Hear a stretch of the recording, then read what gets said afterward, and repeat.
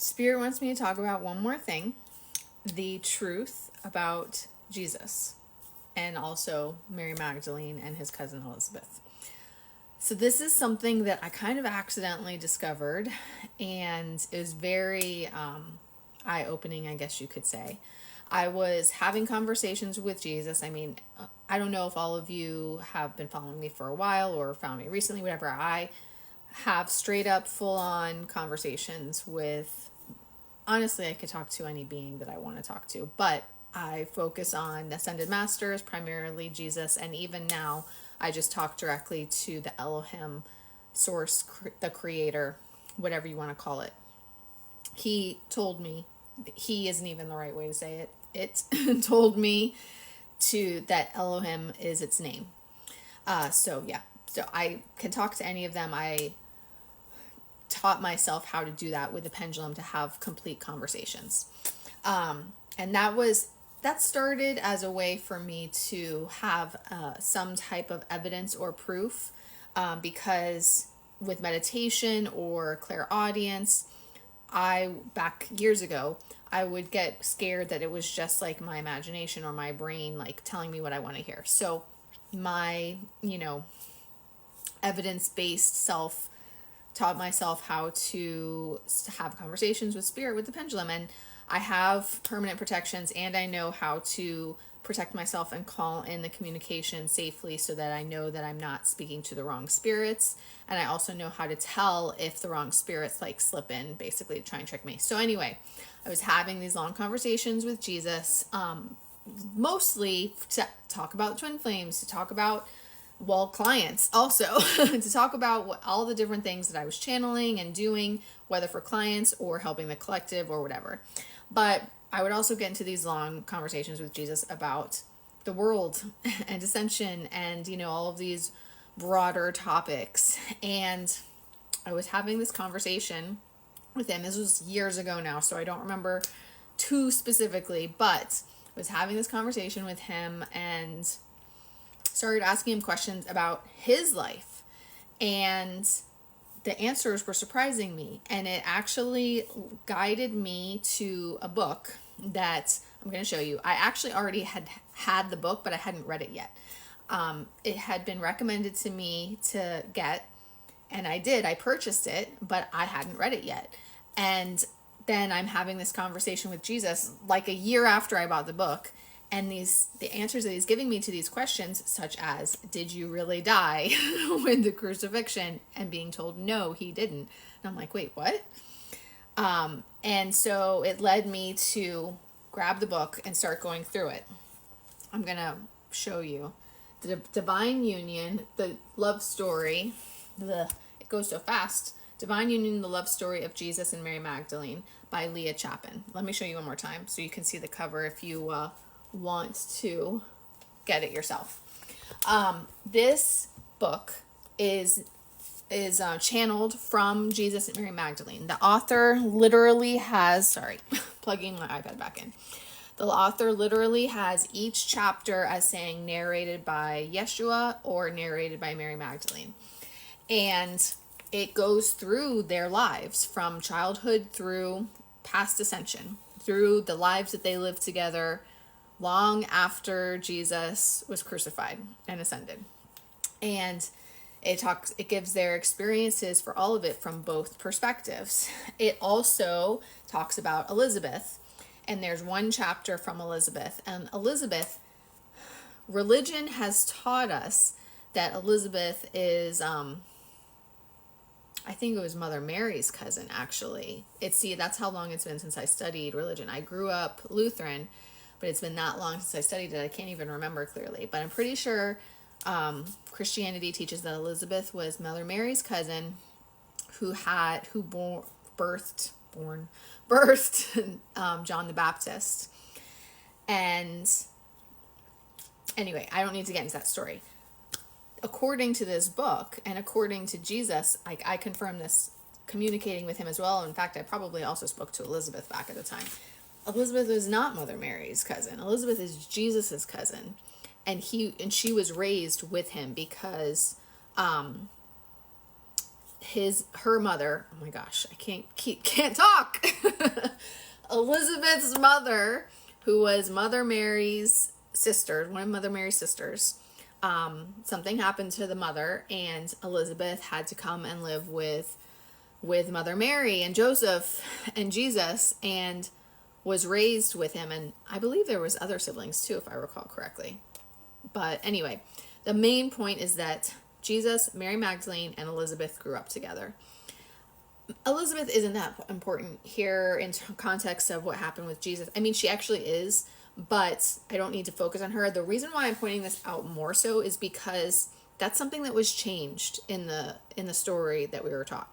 And I specifically asked Jesus at the time, why is this not what we were taught? Why were we taught that, she was Mother Mary's cousin who gave birth to John the Baptist, and which someone else obviously did, but it wasn't Elizabeth, or that person's name wasn't Elizabeth. At least not the same one.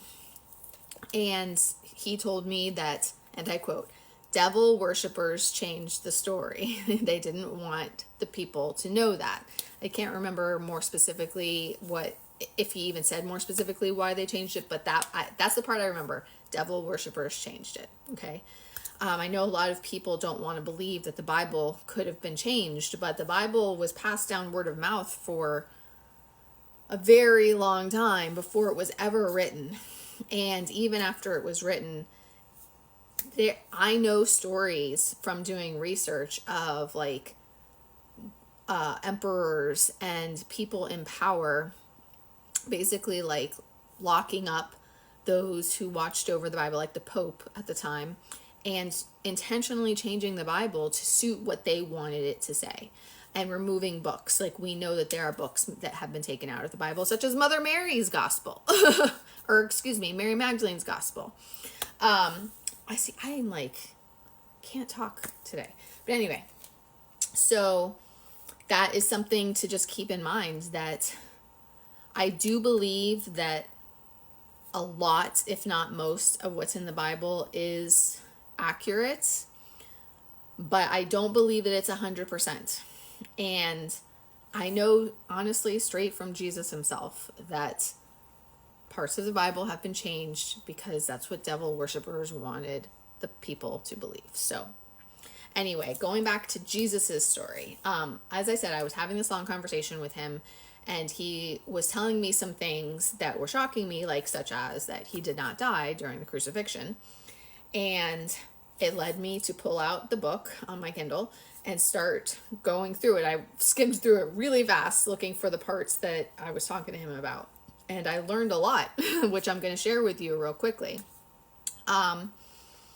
There's some important information there. So I highly recommend you get the book and read it yourself rather than just me telling you a quick summary. But the story that we have been told is not exactly what happened. Okay.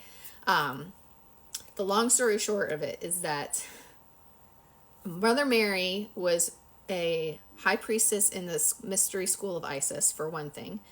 As the kids were growing up, Mother Mary trained Jesus, Mary Magdalene, and Elizabeth in the, I can't think of the right word right now because I can't talk today, but in the practices of the Isis Mystery School, so that they all understood how to do spiritual work. And this was part of their preparation for the crucifixion.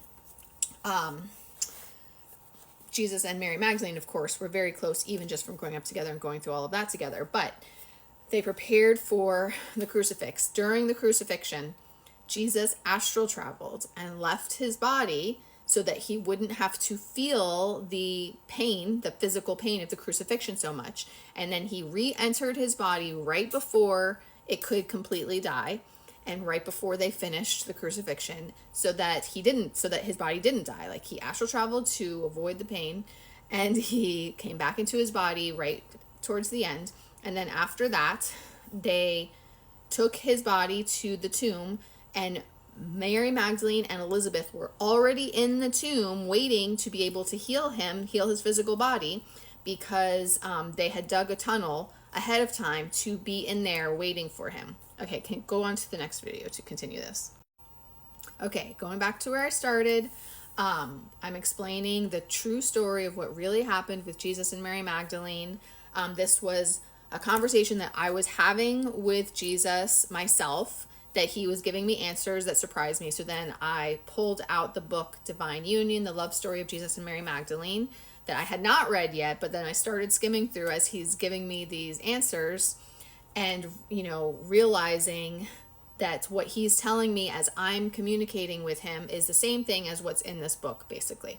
And the book is channeled from Jesus and Mary Magdalene. Each chapter is like, it kind of alternates Jesus, Mary Magdalene, each chapter telling their story. So the true story, as I was saying, is that Mother Mary, a high priestess in the Isis Mystery School, trained Jesus, Mary Magdalene, and his cousin Elizabeth as they were growing up in the practices and the magic of the Isis Mystery School, the spiritual practices. I don't like to use the term magic because it has a negative connotation. So let's say that the spiritual abilities. And ultimately was preparing them for the crucifixion. During the crucifixion, Jesus astral traveled, leaving his body so that he didn't feel the physical pain, and then he re-entered his body right before the end so that his physical body wouldn't completely die. Ahead of time, what Joseph of Arimathea, which I think was Jesus's uncle, I can't remember the exact relationship, but anyway, he had ahead of time dug a tunnel to where the tomb would be so that Mary Magdalene and Elizabeth would be able to be in there healing his physical body after the crucifixion. So when he was brought to the tomb, Mary Magdalene and Elizabeth were already there waiting for him in order to work on his recovery. I do recall, I don't have it pulled up here, but I do recall him saying in the book that Elizabeth was an extremely powerful healer. Mary Magdalene was as well, but Elizabeth was an extremely powerful healer especially, and she was integral in healing his physical body from the injuries from the crucifixion. So basically Mary Magdalene and Elizabeth spent those 3 days healing his body enough to be able to move him, and then they used their own telekinesis to move the stone away from the tomb, and then Joseph of Arimathea came and got all of them, and Joseph, Mary, and Elizabeth carried Jesus's body, and him obviously, to I'm not sure where it was exactly, but to a special place hidden away for him to recover. The recovery actually took a lot longer than what we're taught, but they spent time healing him physically and spiritually. And over the course of that recovery process, he was also transforming into his light body, hence going through the ascension process. One of the things I did save to read to you is, and this is actually even a question that I had recently had, so I'm glad that I found it here as I was looking.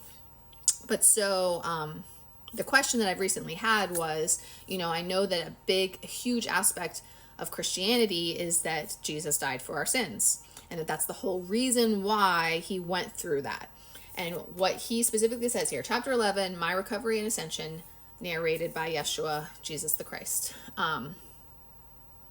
I wish to explain that my crucifixion was meant to represent the suffering of all mankind, and my ascension and resurrection was a symbol of hope that the spirit was eternal. And I read that just now, and I instantly understood. The crucifixion, as he says, was to represent the suffering of all mankind. The purpose of the resurrection and the ascension is to teach humans, to show us all that our souls are eternal.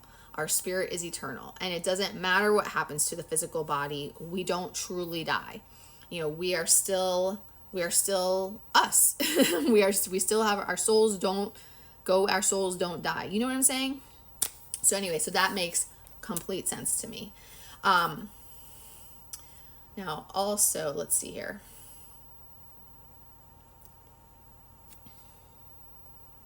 Is this the part that I was looking for? Okay, he does talk about Elizabeth here. Elizabeth was profoundly clairvoyant and clairaudient as a mystic seer, and through her own spiritual guidance. So this is talking about the ascension process for him. Elizabeth became aware of what was happening to me on a non-physical level. She telepathically received knowledge from her spiritual guides and the higher realms of the Council of Light that my body was undergoing a major transformation from my dense physical matter into my lighter crystalline light body. She explained to us that my physical body was not dying, but was transcending into the new form of my immortal light body.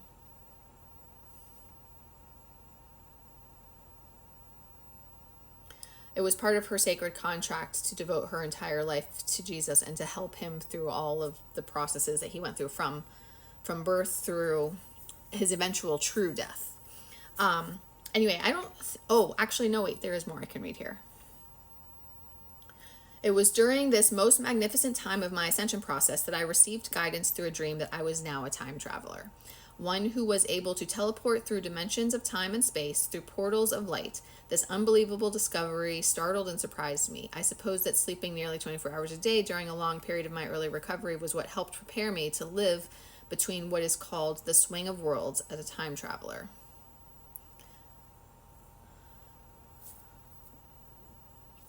Hold on, let me read deeper without you watching me read.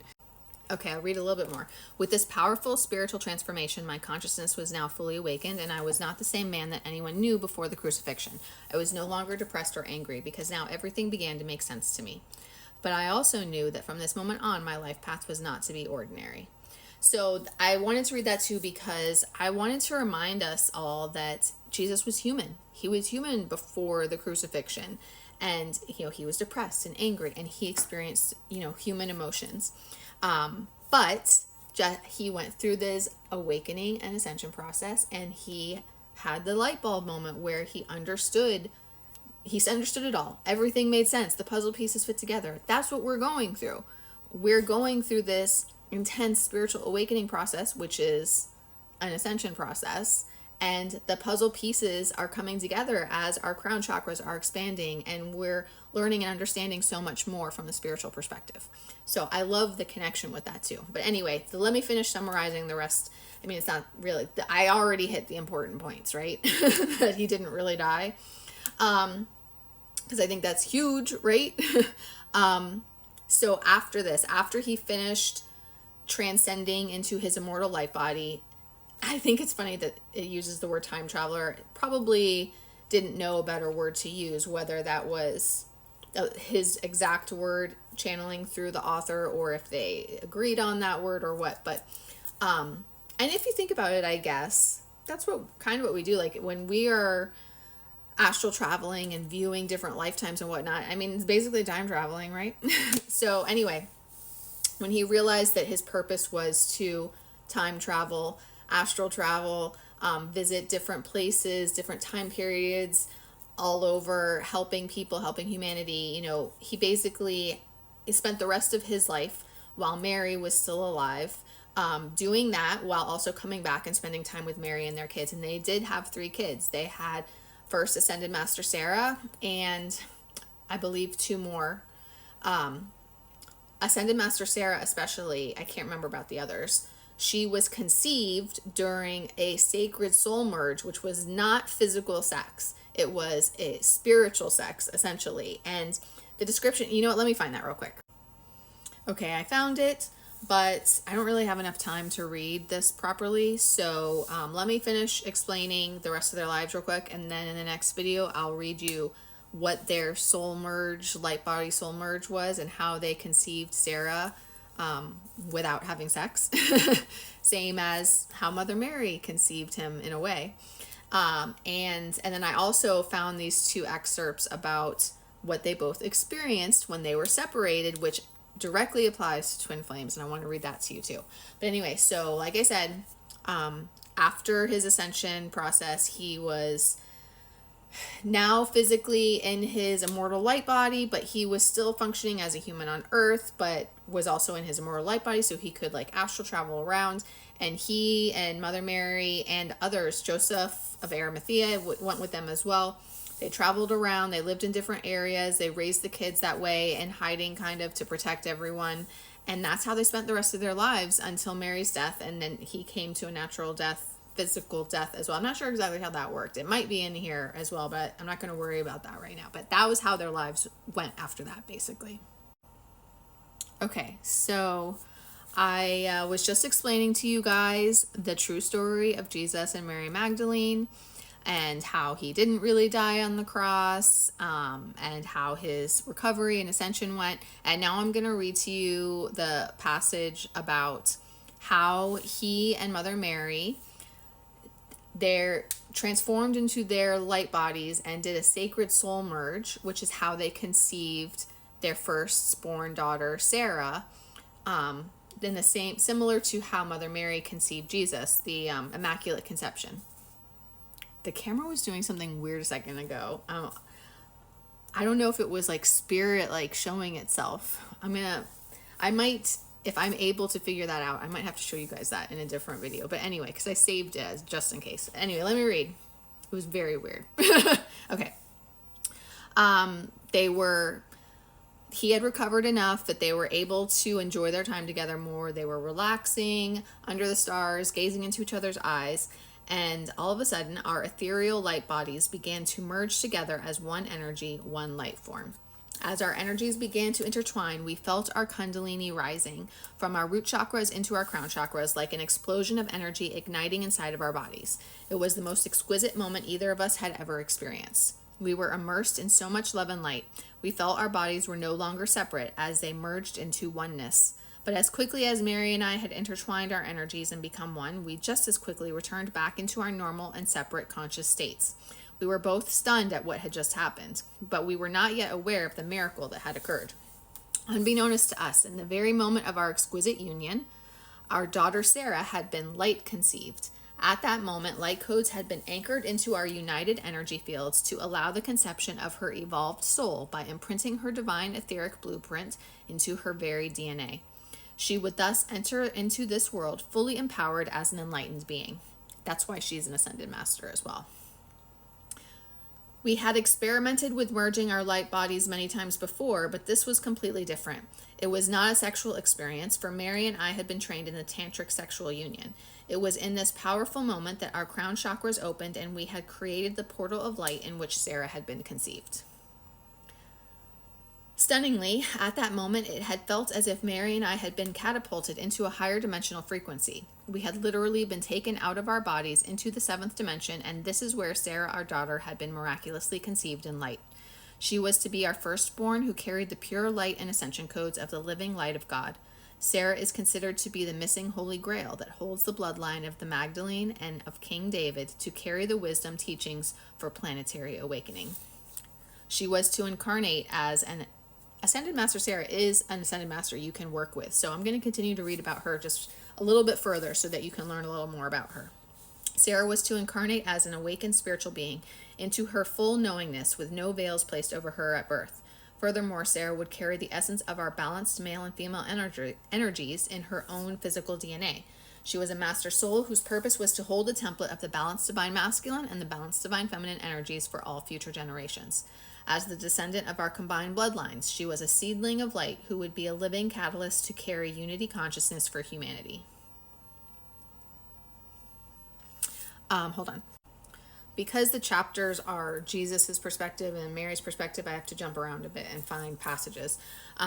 Before I continue about Sarah, I found where the first time Jesus transformed and astral traveled to another dimension as a time traveler to help another realm. And it says here, this is from Mary's perspective. As Mother Mary, Elizabeth, and I stood in amazement watching Yeshua disappear before our eyes, we fell into shock. We could not believe what we had just witnessed. His ethereal light body had begun to glow as his physical body dematerialized. One moment he was standing right before us, and then the next he simply vanished. None of us had ever seen or heard anything like this. So, I mean, that's basically how he functioned after that, after the ascension. The importance of the ascension being that he was still on earth and his body was both physical and light body. And it was not the same 3D body that we have now. But this is also important because He went through a quick ascension process. We are going through a slow ascension process. So our bodies are slowly, gradually changing. And what Jesus himself has explained to me in my long conversations with him is that over the course, it's not as long as you would think, I will tell you. For some of us, it's in this lifetime. And for others of us, it's in the next lifetime. But over the course between now and 2070, we're going to go through this process of ascending and our physical bodies transforming into basically what he was. Like, it's our light bodies, our ascended light bodies, but it's that combination of the physical and the ascended. And I don't know exactly how it's going to work, but I know that it's going to be something that takes place between now and at the very least 2070. It might be a little bit sooner than that. 2070 is when the world and everyone will be 60, I believe. And will be 5D by 2050. So possibly 2050. But anyway. So, okay, now let me find that next passage about Sarah. Okay, the next passage is from Mary's perspective, and she's saying Sarah's earthly soul mission was of the utmost importance. Her sacred soul contract was to bring balance to the earth so all of humanity could awaken to their true spiritual divinity and return to divine sacred union within themselves. And I have had conversations with Jesus and even Sarah years ago discussing her return to earth now in order to help humanity through their ascension process. All of the ascended masters are returning in different ways, but they're not returning in the way that people think based on religious teachings. Like, it's not like they're going to appear in the sky and suddenly like start giving directions. They're rebirthing through new bodies, through like same soul coming in new bodies and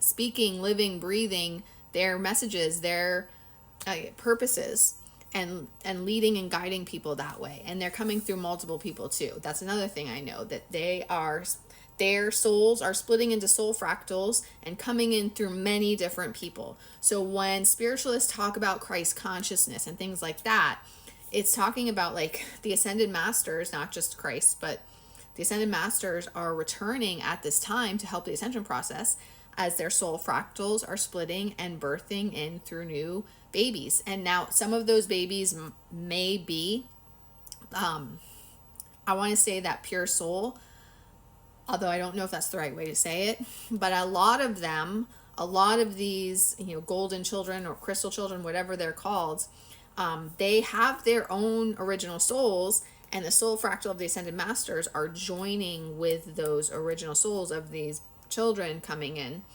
and they are working along with, like, so the ascended masters are joining in with, merging with these other souls and working together with them and bringing out their spiritual, or bringing through their bigger spiritual purposes and missions to the world.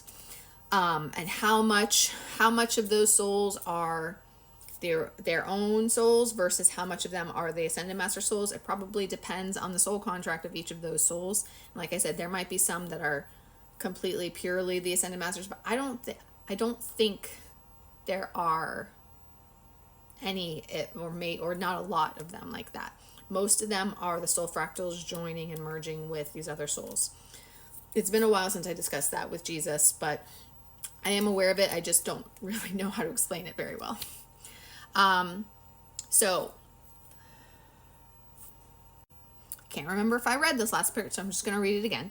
Her sacred soul contract was to bring balance to the earth so all of humanity could awaken to their true spiritual divinity and return to divine sacred union within themselves, which also the twin flame journey is the process of coming into your own inner divine sacred union within yourself, and then be able to come into union with your twin flame. And then this is the next part where Mary starts talking about how she realizes that Sarah's purpose for her was being a mirror for her, reflecting back to her the balance of divine masculine and divine feminine essences within herself.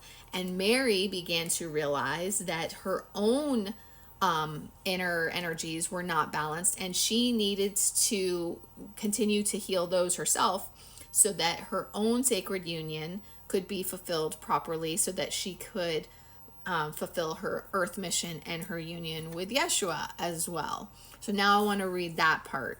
One more video, I think, to go over that. This is going to be about how the separation between Jesus and Mary Magdalene affected them in their inner unions, which is, of course, the same as us. Okay, so picking up where I left off, discussing the separations between Mary and Jesus and how it affected them and their individual processes of healing and awakening, coming into inner union. It's a little bit different for them because they were already married and already had a baby on the way. But you know what? Over the last few years of my journey as a twin flame advisor and as a twin flame, I have discovered and learned from Yeshua as well, and from the Elohim as well, that even in the reunion stage for twin flames, they still separate again. Like, I can't remember if Jesus specifically said all twin flames, so I don't know if it's 100% of everyone, but a majority of twin flames who are even already in the reunion phase will separate again. And those separations are for deeper levels of healing, deeper levels of lessons and growth and awakening.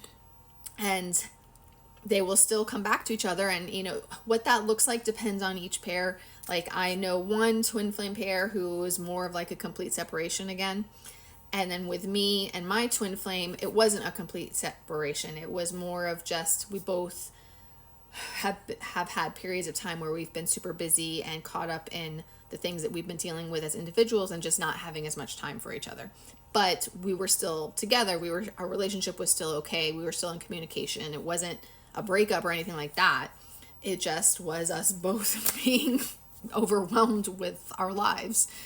So it can look differently depending on each twin flame pair. But the main point is that even when you've reunited, you can still go through periods of separation, however it comes about, however it's facilitated by spirit. And each of those times, it's for deeper levels of whatever you need to go through, whatever you need to learn.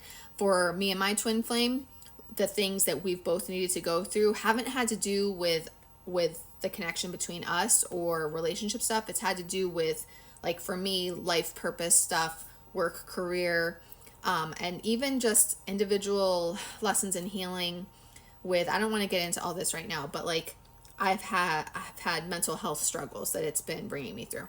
And with him, similar, but like for me, the stuff pertains to life purpose stuff. And for him, it pertains to relationships and how to open up fully to be in a relationship, basically. But anyway, like, we've still been in one, but it's him like learning how to be in a healthy relationship. There you go. A healthy, harmonious. Anyway, so like my struggles are with scarcity consciousness, and his struggles are with like opening his heart fully. So anyway, those have been how the lessons have been. I can't think of the words. Anyway, what you go through in yours will be pertaining to what each of you needs. And the crazy thing for us is that we have been mirroring each other, even though the lessons have been on different subjects, so to speak. Anyway, I wanted to read what it talks about for Mary and Jesus about that, because again, they were already married. They already had a baby on the way, and they were going through these separations when Jesus would time travel and help humanity in other lifetimes in other parts of the world. I'm not sure if he left Earth when he would do that, but at the very least, he wasn't with Mother Mary. He was astral traveling, going all over, and so they would have these separations, and it impacted both of them, which they discuss, and it clearly is in alignment with the twin flame journey as well. So the first part that I already read, I'm going to reread. Mary says how Sarah is a mirror for her, reflecting back to her own inner balance of divine masculine and divine feminine essences, energies, and she began to realize that the balance of her own sacred union was needed in order to fulfill her earthly mission. Okay, I need to find the next passage. Okay, this part also talks about Jesus's mission, so let me read this too. Because of my most important role in fulfilling the great design, it seemed as if our lives were in constant flux and change, and we were never allowed to have a normal life together. their separations. Mary and I were forced to be apart more than we were allowed to be together, simply because my sacred soul contract as the new Messiah called me to energetically leave my imprints over many locations throughout the earth for peace to prevail upon the planet. I had contracted to hold the template of the divine sacred masculine energy to restore balance to Mother Gaia. Mary Magdalene had contracted to be my twin flame and hold the template of the divine sacred feminine energy and leave her imprints to restore balance to the planet as well.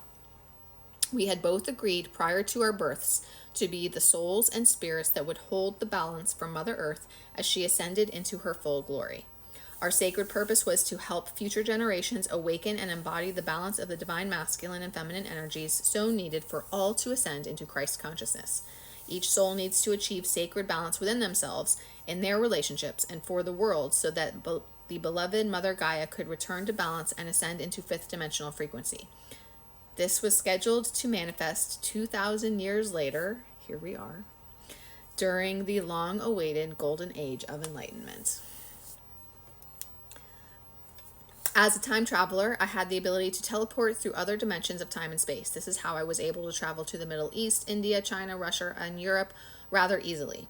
I have been trained to teleport in my early years, and the mental discipline of this rigorous training had prepared me to be a time traveler. I could never have traveled so extensively throughout the world without this ability. I wanted to keep reading this because it's more insight into what his life was like after the crucifixion and the ascension. Okay, so now... he talks about the separations and spending so much time alone, and how he basically essentially would feel that ache for his twin flame, that we all know what that feels like, right? What made it even more difficult was the fact that we were not allowed.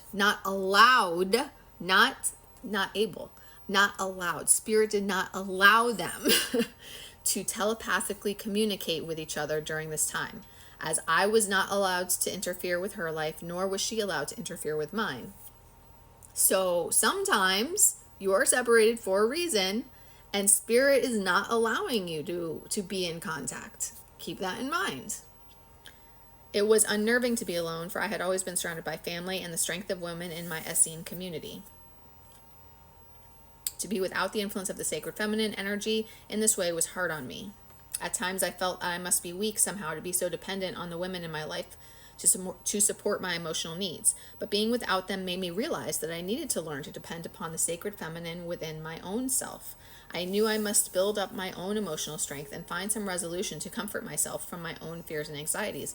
Another perfect example of why we go through our separations. Like, it's teaching our masculines how to build up their own emotional strength. And it's teaching us to build up our own masculine energies. Like, it's teaching both of us to balance those energies within ourselves, the divine feminine and the divine masculine within our own selves first. Even though I had achieved self-mastery as the living Christ, I still experienced human emotions. So during our separation, I had to learn the skill of partnering with myself. Learning how to rely upon ourselves was the beginning of our ability to unite in divine sacred union. Though vitally important for our personal and spiritual growth, this lesson was difficult for both of us, for we had grown very dependent upon one another. Over time, however, my self-reliance grew strong enough that I eventually felt I could provide for my own needs even when alone. This is one of the things I talk about, and most twin flame advisors do, that you are meant to learn how to be self-sufficient and independent and not need your twin flame in that 3D codependent way. Like, you're allowed to like I feel like you're always gonna like need them to some extent in terms of like that emotional, like, I love you so much, I need to be with you type of need. Like, I don't personally see how that can ever completely go away, because the love is so great. Like, you learn how to live without them when you come into inner union. You don't need them in order to survive, to be happy and fulfilled. But there is still an element of, they complete you. But you are meant to learn how to not need them in that unhealthy way. And not just in the emotional way, but in the physical way too. Like, to be self-reliant, self-sufficient, self-fulfilled. Mary, of course, was learning the same lesson when she was on her own, and it was just as tough for her, but it was very important that we both learn to be sovereign over ourselves. Exactly what I just said. This is what we had been called to do. It was all part of the great design that we restore balance between our male and female polarities within ourselves first. Then we were able to leave our balanced energies upon the planet for the future generations to be awakened to their divine union. That is what we are all going through. That is exactly what we are all going through. And that was the end of the passage. Perfect. Okay, the video is gonna end anyway. Timer's gonna end. So let me look and see if there's a passage from Mary, and then that should be able to wrap up, I think. Okay, so I just read the passages from Jesus discussing what he learned through the separation process and how he came to realize the importance of balancing the masculine and feminine energies within ourselves and being sovereign before being able to fully be united with your twin flame. I know I don't know what the word is right now. It's not, the story for them isn't exactly the same as what we experience. So I'm connecting those dots basically. But anyway, so here is the passage from Mary's perspective. That evening, after I put Sarah down to sleep and gathered my own thoughts and emotions, I pondered upon the meaning of our life's pathway together. I began to realize that each person is to be sovereign over their own self. No one is another's keeper. I had depended on Yeshua far too long for my own happiness. I longed for those days of union with Yeshua, and I missed out on living my life fully. I began to understand that I had a distinct role to play, not only as Yeshua's wife and as the mother of his child, but as myself, Mary Magdalene. It became very clear to me why Sarah was our firstborn. She was like my guardian angel sent to watch over me. She helped me become a stronger, more confident, and self-reliant woman. You may not have thought of me as a woman who was weak, for yes, I had a fiery and rebellious nature, but I was very insecure and emotionally dependent upon Yeshua.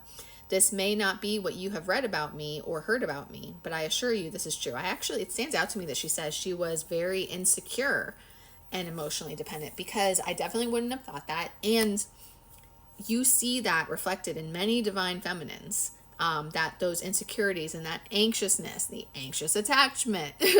So that's interesting that she described herself that way too.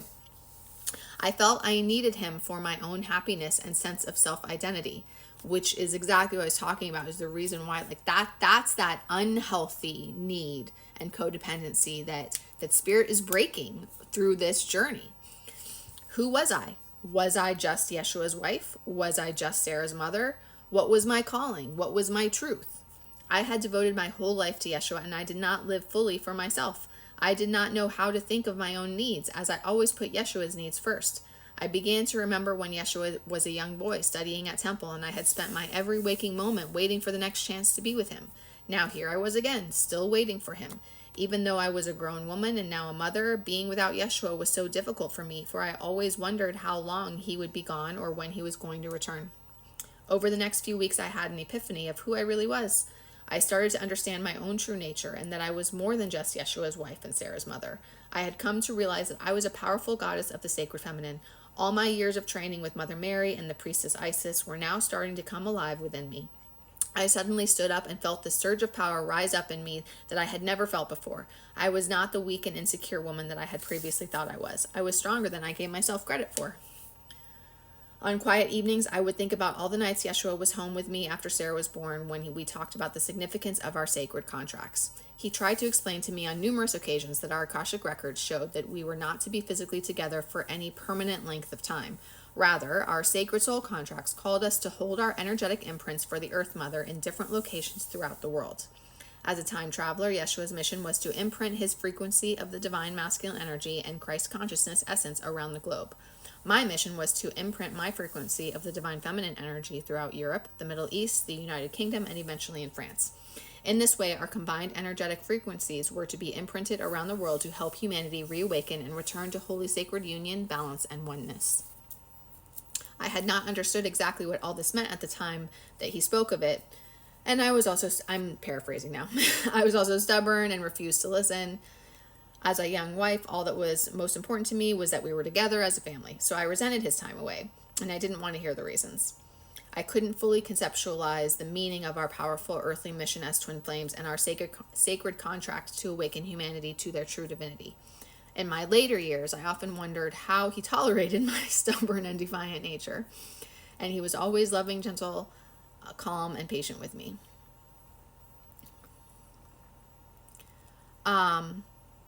Well, the second child was a boy, James. And that pretty much wraps up her discussion of what the separation process felt like to her and how she learned those lessons as well. But I love how they both, in this book that I bought without even knowing, just on a recommendation, I hadn't even read it, and then I was prompted to read it from my conversations with Jesus, and it's literally like talking about everything that we're going through as twin flames, and it aligns with what we're experiencing, what we're learning, and so much more. And it's teaching us so much more, even just about their true lives and what they really experience and how similar it is to what we're experiencing as twin flames too. So I just love that.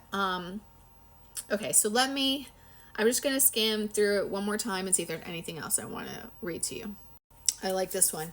So they conceived James during one of his visits home, and then he was gone for 3 years after that. And she was very upset that he was gone for 3 years. Of course, time probably didn't pass in the same way for him either. But anyway, and I don't even think he had control over it, to be honest. The way that he speaks of it, it sounds like, Spirit is leading and guiding him, and he's just going along with it. But anyway, so Mary's upset that he was gone for 3 years, missed the first 3 years of James's life, missed his birth as well.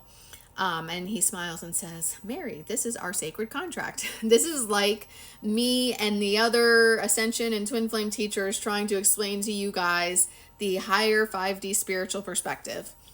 This is your sacred soul contract. You agreed to this before you were born. It is your sacred contract that you would bring forth the lineage of our children into the world, and you would be the main influence upon their lives.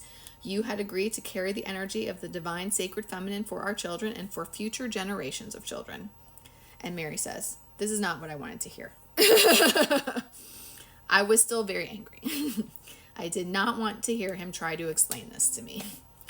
And I feel like I've had that conversation with a lot of people, followers and clients.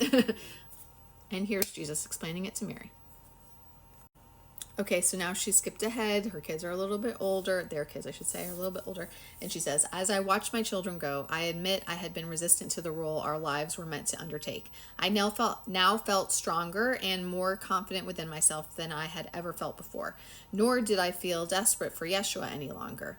Of course, I missed his presence, but I wasn't so afraid to be without him. See, that's what I was trying to explain. Of course, you miss their presence, but you don't have that need or fear to be without them. That's what I was trying to explain about how it shifts.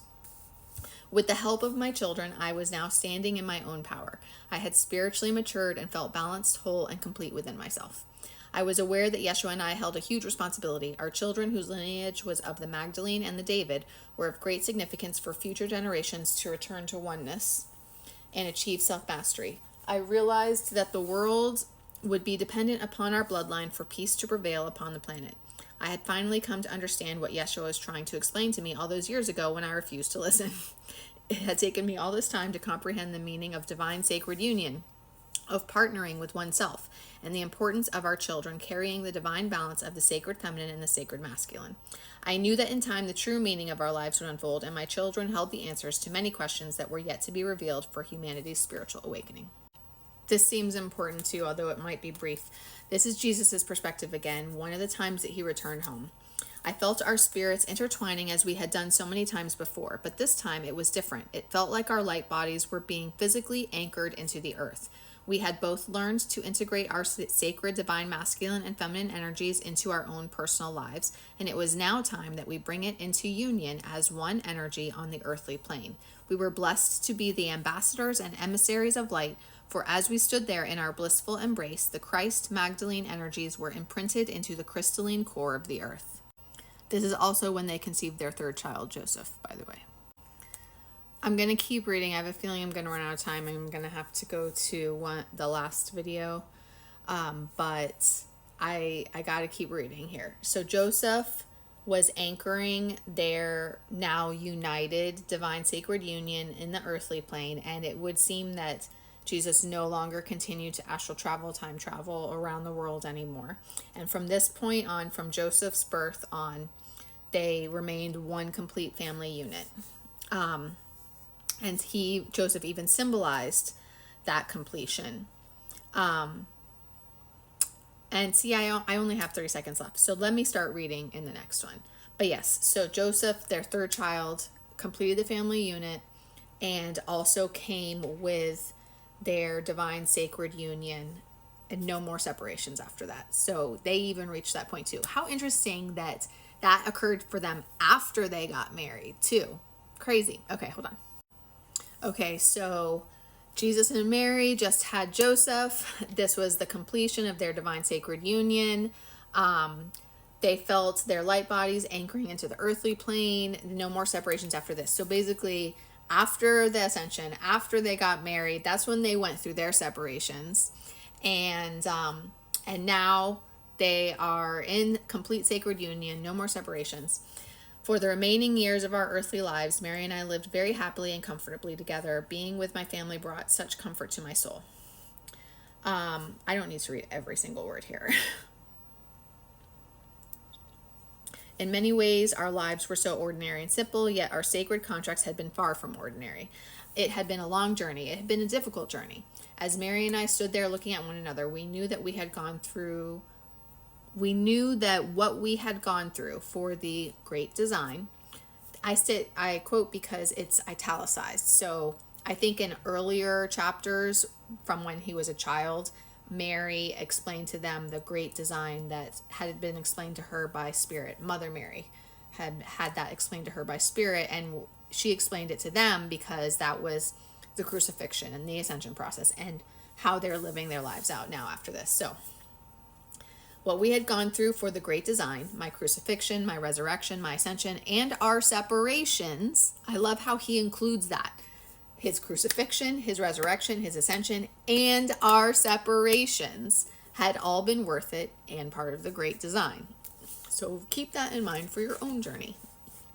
We had brought forth what we had been called to do, bringing divine union, holy grace, unity, and balance into the world through ourselves and our children.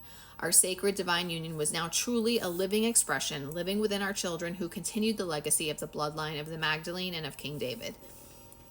You know, I have to say too, it's standing out to me here. For Jesus and Mary Magdalene, literally, Mary raised their kids more than he did. Like, he was present sometimes, but not all the time. There were years that would pass that he wasn't present. And he acknowledges, I didn't read it for you, but he acknowledges, like, not being fully aware of all of the responsibilities when he would come home because he was gone for so long. And so that's interesting too, to reflect on our own journeys of like any twin flames who, have kids and go into separation or have kids through karmic partners as well. Sometimes your soul baby, you and your twin flame, can come through another partner too, which I've seen happen many times. So this speaks to that as well when you're having to raise your children with your twin flame, like alone for periods of time, or not with the right person for periods of time. As we come to a close, I ask those of you who struggle within your own lives to gather the strength and the courage to bring balance and union and wholeness within yourself. This may surprise you, but those of you reading this book are the souls who are carrying on our lineage and the essence of your being. We wish for each of you to find the sacred balance within yourself so that peace may prevail upon this planet. How perfect of an ending, right?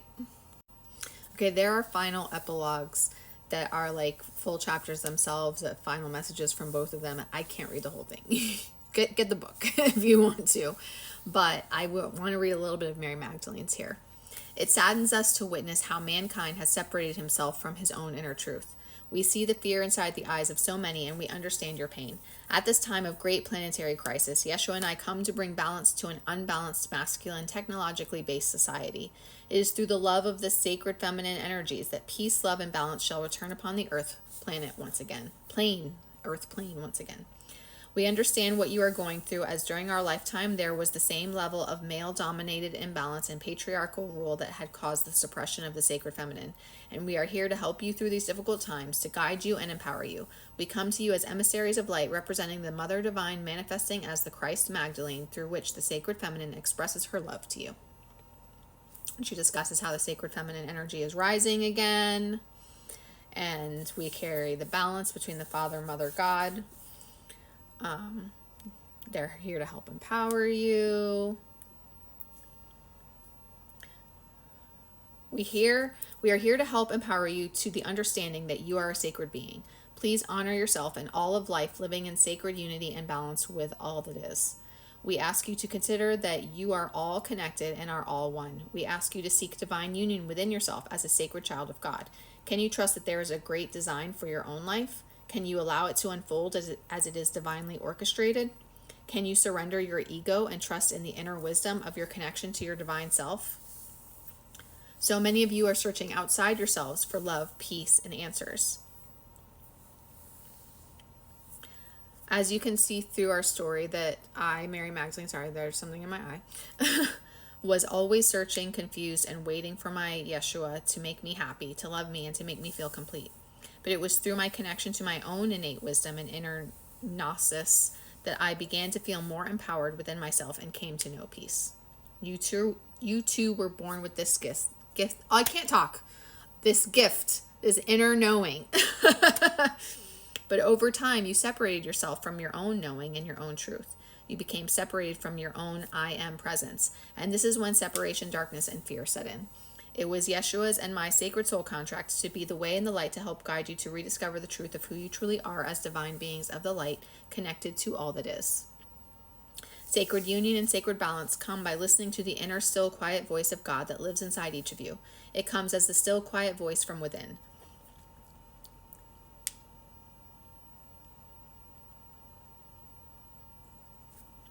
Let me see how much more I should read.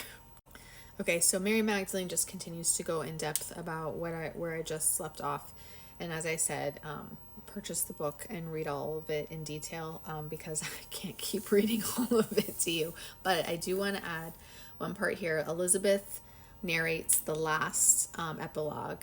And this is more going back to like the true story. You know, we always hear about all of the male disciples. Well, here she says, all of the 12 female disciples were key players in Yeshua's mission. Mary Magdalene and I were the ones who tediously worked to hold the energy of love for Yeshua so his soul would not feel the pain and suffering of the crucifixion.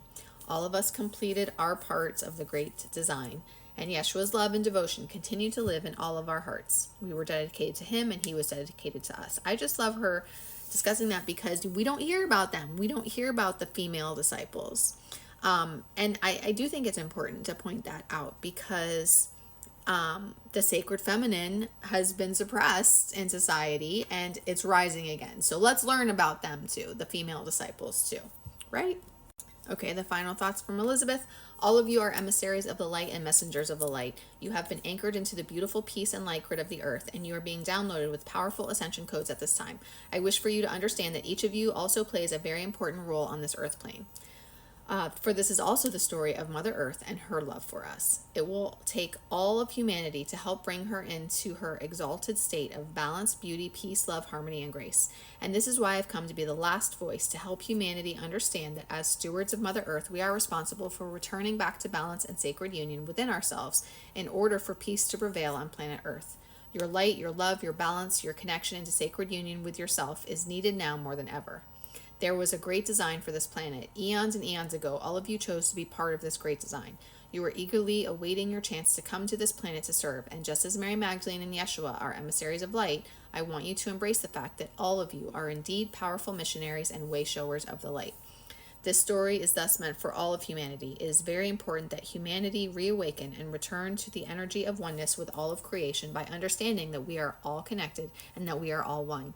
And so, as we draw this story to a close, we ask you to consider the love story of finding self-love and returning to wholeness and balance within yourself.